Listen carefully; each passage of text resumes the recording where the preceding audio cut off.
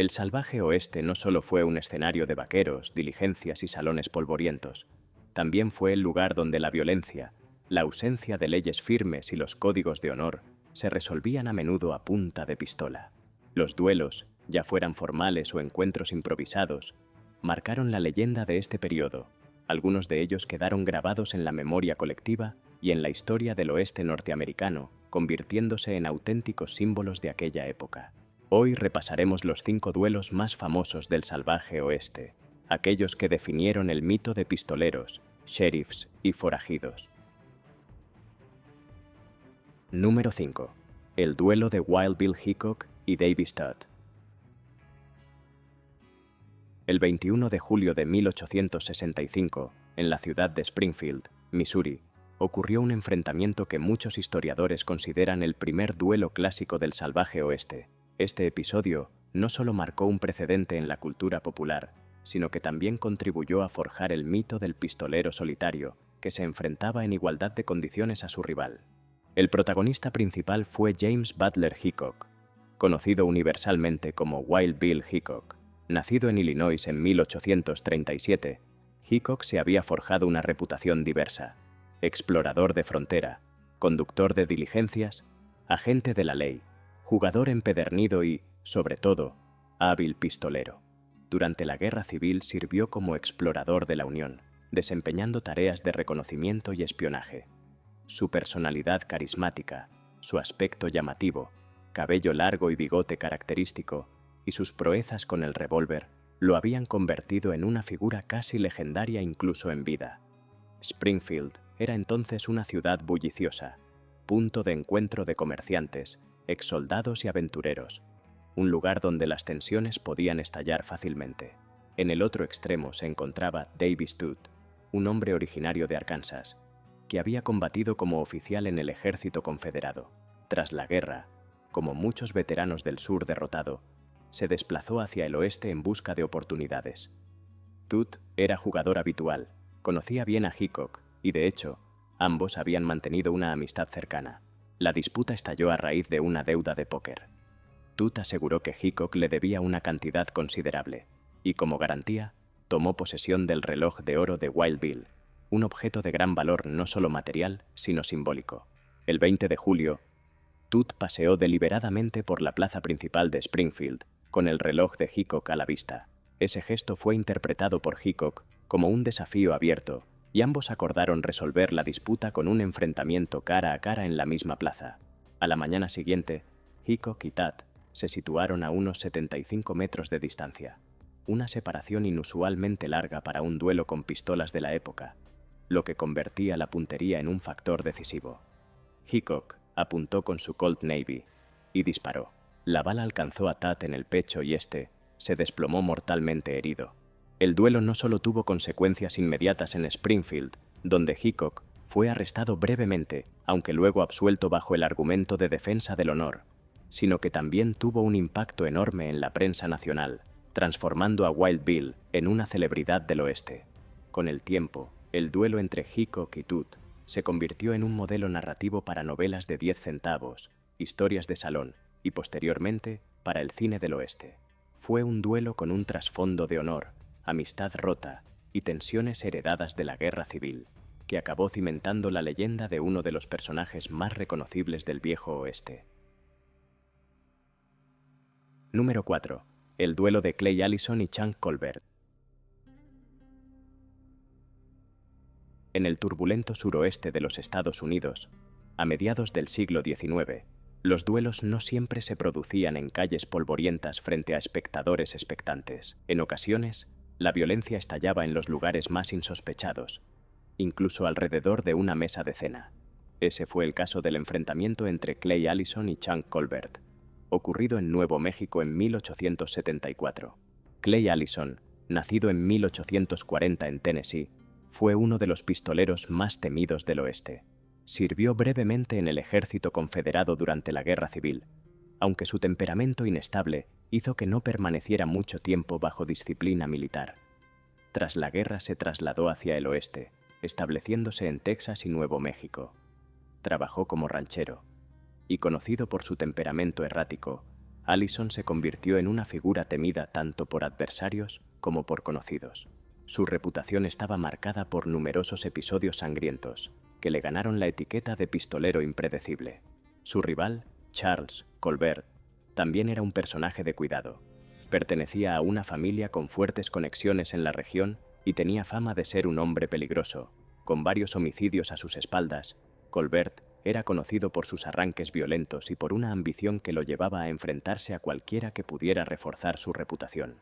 En la mentalidad del viejo oeste, donde la fama como pistolero podía significar respeto, Colbert parecía decidido a desafiar a figuras reconocidas como Allison para consolidar su propio nombre. En 1874, en Nuevo México, Colbert invitó a Allison a compartir una cena, con la intención de sorprenderlo y abatirlo en el momento. Cuando la comida terminó, Colbert trató de desenfundar su arma en plena mesa, pero Allison, siempre rápido y letal, sacó su revólver y le disparó en la cabeza, matándolo de inmediato. En un tiempo en que los periódicos y las historias de cantina convertían cualquier anécdota en leyenda, este episodio se transmitió rápidamente, aumentando la fama de Allison y consolidando el destino de Colbert como una víctima más de la cultura del enfrentamiento en el viejo oeste. Número 3. El duelo de Luke Short y Jim Courtwright. Luke Short, nacido en 1854 en Arkansas, se había labrado una reputación como jugador profesional y empresario de salón. Con el tiempo, llegó a ser copropietario del White Elephant Saloon, uno de los locales más prestigiosos y concurridos de Fort Worth. En el otro lado estaba Jim Courtwright, un personaje complejo y contradictorio. Courtwright había servido como soldado durante la Guerra Civil y más tarde alcanzó cierta notoriedad como Marshal de Fort Worth en la década de 1870. Durante su tiempo como oficial de la ley, contribuyó a pacificar la ciudad. Sin embargo, tras abandonar el cargo, su carrera dio un giro hacia la ambigüedad moral. Courtwright empezó a dedicarse a lo que hoy se describiría como extorsión disfrazada de protección. Su sistema consistía en cobrar a los dueños de salón y negocios locales a cambio de seguridad. Quienes se negaban a pagar corrían el riesgo de ver cómo su establecimiento se convertía en escenario de disturbios, o peor aún, de sufrir represalias armadas. Cuando Courtwright se acercó al White Elephant Saloon para presionar a Luke Short, se encontró con una resistencia inesperada. Short, hombre de carácter firme, se negó a someterse a las exigencias del ex-marshal. La tensión fue escalando hasta que las amenazas de Courtwright dejaron claro que el conflicto no podía resolverse de manera pacífica. La noche del 8 de febrero, ambos hombres se encararon en la calle. Courtwright fue el primero en intentar desenfundar, pero se le atascó el revólver en la funda. Short, más rápido y preciso, aprovechó la oportunidad y abrió fuego. Courtwright cayó muerto en la calle, en un desenlace fulminante que dejó claro quién dominaba la situación. El duelo causó una gran conmoción. Courtwright, pese a sus prácticas corruptas, aún conservaba prestigio como antiguo hombre de la ley. La prensa nacional se hizo eco del suceso, y el duelo pasó rápidamente a formar parte de la mitología del viejo oeste. Luke Short, lejos de ser arrestado o castigado, salió absuelto al considerarse que había actuado en defensa propia. Su reputación como jugador elegante y hombre de carácter fuerte se vio reforzada, mientras que Courtwright quedó para la posteridad como ejemplo de cómo incluso los representantes de la ley podían sucumbir a la corrupción y pagar el precio con la vida. Número 2. El duelo de Bill Longley y George Thomas. En el vasto y violento paisaje de Texas, durante la década de 1870, pocos nombres inspiraban tanto temor como el de William Preston Longley, más conocido como Bill Longley. Nacido en 1851, Longley creció en un entorno marcado por la Guerra Civil y la posterior inestabilidad del sur de Estados Unidos. A diferencia de otros pistoleros que buscaban fama o un código de honor, Longley destacaba por su violencia indiscriminada. Algunos cronistas lo consideraban incluso más sanguinario que figuras como Jesse James o Billy the Kid, pues mientras estos solían actuar en contextos de robos o venganzas específicas, Longley asesinaba con frecuencia por discusiones triviales, venganzas personales o simples arranques de furia. Uno de esos enfrentamientos tuvo lugar en 1875, en el condado de Lee, Texas, contra un hombre que conocía bien, George Henry Thomas, un antiguo compañero que había acabado convertido en rival. Las tensiones entre ambos no surgieron de la nada. Según las versiones transmitidas, había disputas personales y posiblemente de carácter económico, en un contexto donde las lealtades eran frágiles y los desacuerdos podían resolverse con balas en lugar de palabras. El duelo entre Longley y Thomas fue un enfrentamiento directo y personal. Ambos se encontraron en un campo abierto, bajo el sol abrasador de Texas, y allí se vieron obligados a medir fuerzas. Los dos hombres desenfundaron casi al mismo tiempo, pero fue Longley quien se adelantó, disparando primero y alcanzando a Thomas de manera certera y letal. Thomas cayó abatido, convirtiéndose en una víctima más de la violencia que marcaba la vida de Longley. La carrera de Longley, marcada por asesinatos y persecuciones, acabaría precipitándose pocos años después. En 1878, fue capturado y condenado a la horca por uno de sus múltiples crímenes. Su ejecución puso fin a la vida de un hombre que, más que ningún otro, simbolizaba la violencia sin reglas del viejo oeste. Número 1. El tiroteo en el OK Corral. De todos los enfrentamientos que marcaron el salvaje oeste, ninguno alcanzó tanta fama como el tiroteo en el OK Corral, ocurrido el 26 de octubre de 1881 en Tombstone, Arizona.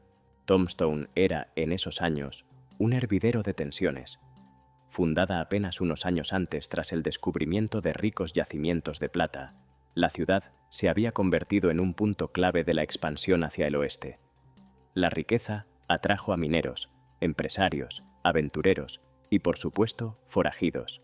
Con tanta gente armada y tantos intereses en el juego, la violencia estaba siempre al acecho. Por un lado estaban los hermanos Earp, Wyatt, Virgil y Morgan, hombres que habían ocupado cargos de autoridad como alguaciles y que intentaban imponer cierto orden en la ciudad. Junto a ellos se encontraba Doc Holliday, su inseparable aliado, el médico convertido en jugador y pistolero, un hombre brillante pero con fama de irascible y con tendencia al exceso. Enfrente estaban los Clanton y los McClory, familias de rancheros con reputación de contrabandistas de ganado y simpatías hacia la causa confederada. Desde tiempo atrás existían roces entre ambas facciones, acusaciones de robo de reses, arrestos frustrados, venganzas personales y una hostilidad que se alimentaba con cada encuentro. El 26 de octubre de 1881, los Earp y Doc Holliday caminaron juntos por Fremont Street hasta encontrarse con los Clanton y McClory en un lote baldío cercano al OK Corral. Lo que siguió fue una de las ráfagas de violencia más rápidas y mortales de la historia del oeste. En menos de 30 segundos, se dispararon alrededor de 30 tiros. Cuando el humo se disipó, los resultados eran claros. Tom y Frank McClory, junto a Billy Clanton, estaban muertos. Del lado de los Earp, Virgil y Morgan resultaron heridos, mientras que Wyatt y Doc Holliday salieron prácticamente ilesos. La prensa de la época convirtió aquel breve enfrentamiento en un mito. Para muchos, los Earp y Holliday se erigieron como defensores de la ley frente al caos de los forajidos. Con el tiempo, este duelo se convirtió en el símbolo más icónico del salvaje oeste. Fue recreado en películas y series que contribuyeron a crear la imagen del enfrentamiento honorable entre la ley y el desorden. Los duelos del salvaje oeste no siempre fueron tan formales o románticos como la cultura popular los ha representado. Muchos fueron emboscadas, ajustes de cuentas o simples disputas por deudas de juego. Sin embargo, algunos de ellos trascendieron su tiempo y se convirtieron en auténticas leyendas. Si el video te gustó, dale me gusta y suscríbete. Nos vemos en el próximo video.